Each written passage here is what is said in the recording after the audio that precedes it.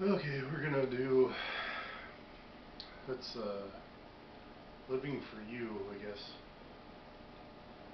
You gotta take care of yourself first, or what do they call her? Self-care, love yourself first. They say, I don't know what else they say. I know that's a big one though. Self-care, selfie day, self-care Saturday. But it really comes down to every day is when you need to do that, as far as taking care of yourself. And I came up with a pretty relatable analogy for it. And I'm pretty proud of this one. As far as I always am trying to relate it to like a cell phone battery.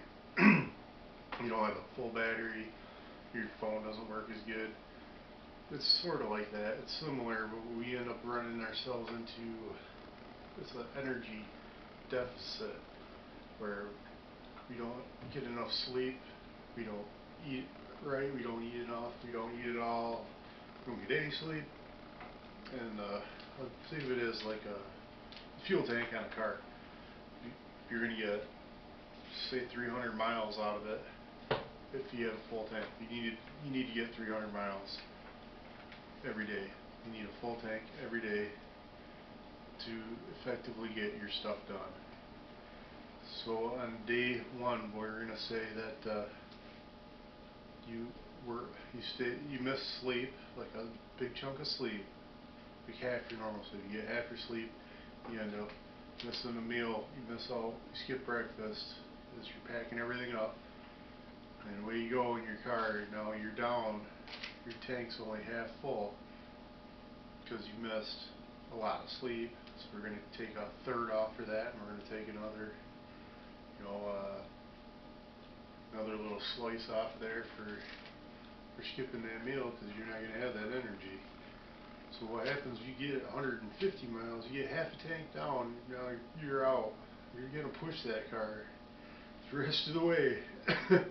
You're pushing it, and you got to get, after you get your day done, at the end of the day, you have burned up that much more time because you're going a little bit slower pushing it than you could driving it. Not only that, you're still down from that sleep that you missed, and that meal, that's the energy deficit.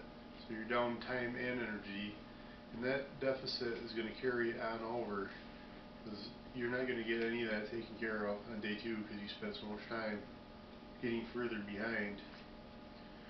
So we start day two, you're already going to start out at half a tank,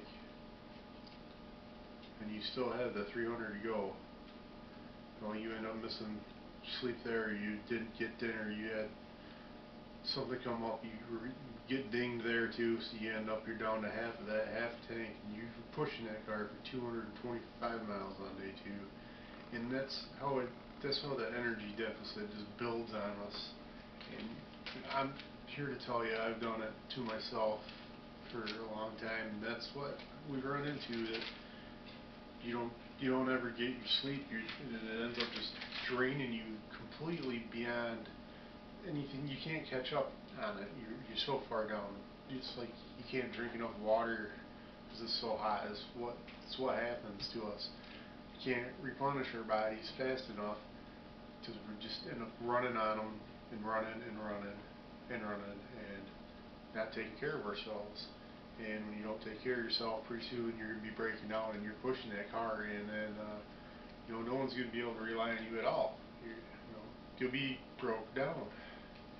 If you take care of yourself, you fill that tank up every day, you're smooth sailing.